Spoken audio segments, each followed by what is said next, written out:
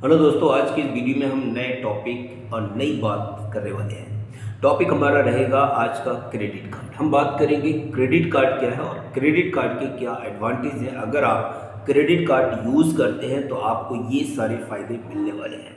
But यहाँ पर हम एक बात और समझाने की कोशिश करेंगे, क्योंकि और भी हम वीडियो बनाएंगे क्रेडिट कार्ड पे। यहाँ जानेंगे कि क्रेडिट कार्ड अगर आपने स्मार्टली यूज़ किया है तभी आप उसका फ़ायदा उठा सकते हैं, अदरवाइज़ आप डेब्ट ट्रैप में भी जा सकते हैं। टैप ट्रैप का मतलब है कर्ज के अंदर भी आप फंस सकते हो। हम डिस्कस करेंगे। सबसे पहले समझेंगे कि क्रेडिट कार्ड आखिर है क्या। आपको पता है कि आप जब किसी बैंक में अपना अकाउंट ओपन कराते हैं तो अकाउंट ओपन कराने के साथ साथ आपको एक कार्ड मिलता है। उस कार्ड को हम बोलते हैं डेबिट कार्ड। लेकिन यहाँ पर हम बात करेंगे क्रेडिट कार्ड की। डेबिट कार्ड जो होता है वो उसका मतलब है कि उस कार्ड के थ्रू आप वही पैसे अकाउंट से निकाल सकते हैं जो आपके अपने होते हैं या जो पैसे आपने अपने बैंक में जमा किए हैं। इससे ये बात क्लियर हो गई कि आप अपना पैसा अगर आप निकालेंगे बैंक से तो आपको डेबिट कार्ड की रिक्वायरमेंट होगी। अब बात आती है क्रेडिट कार्ड की। तो क्रेडिट कार्ड का मतलब है कि बैंक आपको आपका जो भी अकाउंट है उसको चेक करती है। अगर सब कुछ ओके है, आपका सिविल ओके है, तो आपको क्रेडिट कार्ड ऑफर करती है। क्रेडिट कार्ड ऑफर करने का मतलब है बैंक ये चाहती है कि हम आपके सिविल के बेस पर आपको एक क्रेडिट कार्ड ऑफर करते हैं। उसकी एक पर्टिकुलर लिमिट होती है। हो सकता है कि 50,000 हो, 1 लाख, 1.5 लाख, 2 लाख। वो डिपेंड करेगा कि आपके क्रेडिट स्कोर क्या है। क्रेडिट पर मतलब उधार कुछ पैसे दें जिसको आप अपने ज़रूरत पर काम ला सकते हैं। ज़रूरत इन द सेंस, अगर आप शॉपिंग करने जाएं तो शॉपिंग में उस पैसे को यूज़ कर सकते हैं उस कार्ड के थ्रू। उस कार्ड पर एक लिमिट फिक्स कर दी जाती है, उससे ज़्यादा आप उससे शॉपिंग नहीं कर सकते। कुछ लिमिट उसमें कैश की होती है, यानी कि इसका मतलब ये है कि आप कैश भी विड्रॉ कर सकते हैं और उस कार्ड के थ्रू आप शॉपिंग भी कर सकते हैं। यहाँ पर आपको थोड़ा सा स्मार्ट बनना पड़ता है कि कहीं ऐसा ना हो कि आप डेब्ट के ट्रैप में फंस जाएं। अक्सर ऐसा देखा गया है कि जब लोगों को पता चलता है कि हमारे पास क्रेडिट कार्ड है तो उस क्रेडिट कार्ड की लिमिट का वो पूरा फ़ायदा उठाते हैं और उसको पूरी तरीके से खर्च करते हैं। खर्च करने के साथ साथ बहुत सारी ऐसी चीज़ें होंगी, वो हम नेक्स्ट वीडियो में डिस्कस करेंगे कि किस तरीके से आप डेब्ट ट्रैप में फंस जाते हैं और आप कर्जे के शिकार हो, यानी कि आपको बहुत सारा कर्जा हो जाता है और आपका सिबिल भी खराब हो जाता है। तो इन सारी चीज़ों से आपको बचना है। फिलहाल इस वीडियो में हम बात करेंगे एडवांटेज की।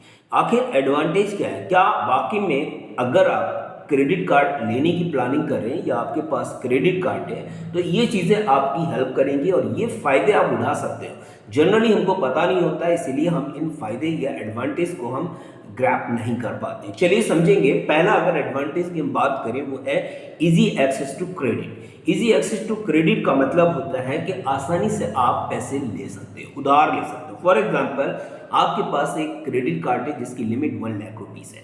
अब उस 1 लाख रुपीज़ में आपने कुछ शॉपिंग किया तो आप आसानी से शॉपिंग कर सकते हैं, जिसको आपको पे बाद में करना है।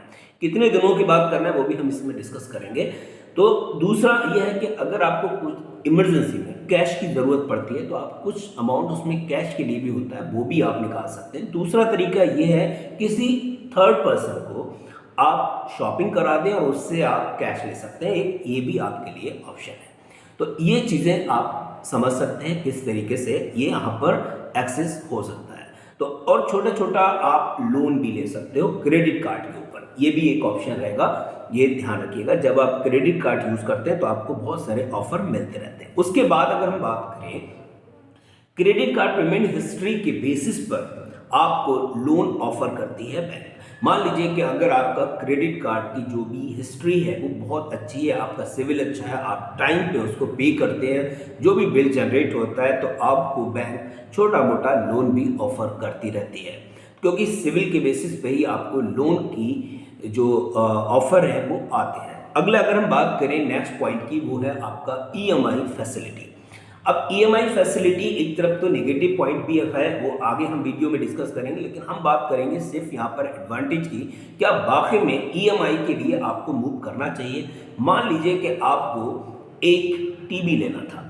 अब टीवी बहुत ज़रूरी है, बहुत, या टीवी नहीं लेके आपने मोबाइल लेना है जो बहुत ही ज़रूरी चीज़ हो गई है और उसके बिना आपका काम नहीं चल रहा है, आपके पास पैसे भी नहीं हैं, क्योंकि 20,000 का 50,000 का आपको मोबाइल लेना था, बैंक में आपके पड़े हुए हैं 5,000, तो इससे यही बात क्लियर हो गई कि आप कहीं ना कहीं से उधार लेंगे तभी आप उस मोबाइल को ले सकते हैं।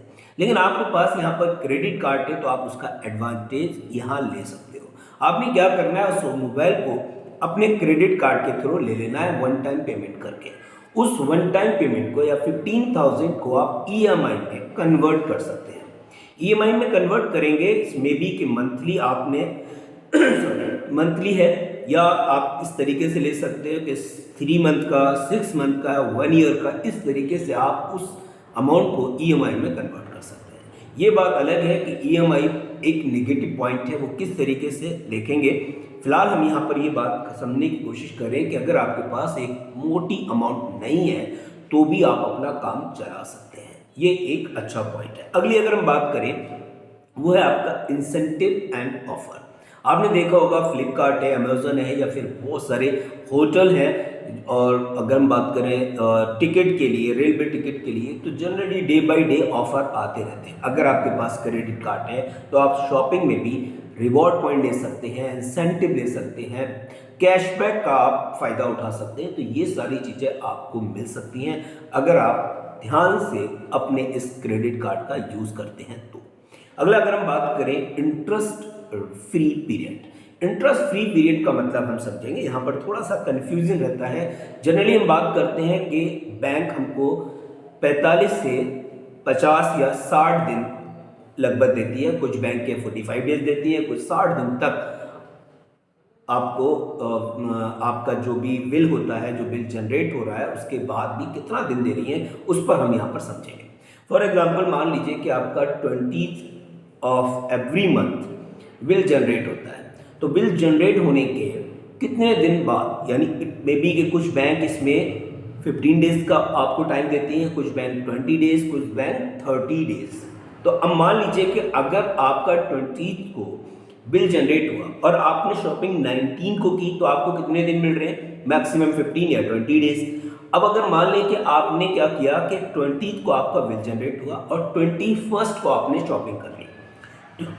21st को आपने जो भी शॉपिंग की है उसमें आपको 2 महीने, वो डिपेंड के क्रेडिट कार्ड पे कौन सी बैंक का है, कौन सी बैंक कितना टाइम देती है, वो आप देखना पड़ेगा। तो 45 से लेके और 50 या 60 डेज तक आपको मिल सकते हैं। यहाँ पर एक रिलैक्सेशन है, बहुत अच्छी बात यह है अगर आपके पास उस समय पेमेंट नहीं है करने को तो आप इतना टाइम ले सकते हैं, यानी कि इतना क्रेडिट मिल रहा है। अगर आप किसी और पर्सन के पास जाएंगे तो शायद ये पॉसिबल नहीं है। अगर हम बात करें लास्ट और बहुत इंपॉर्टेंट पॉइंट है, वो ये है कि रिकॉर्ड योर एक्सपेंसेस।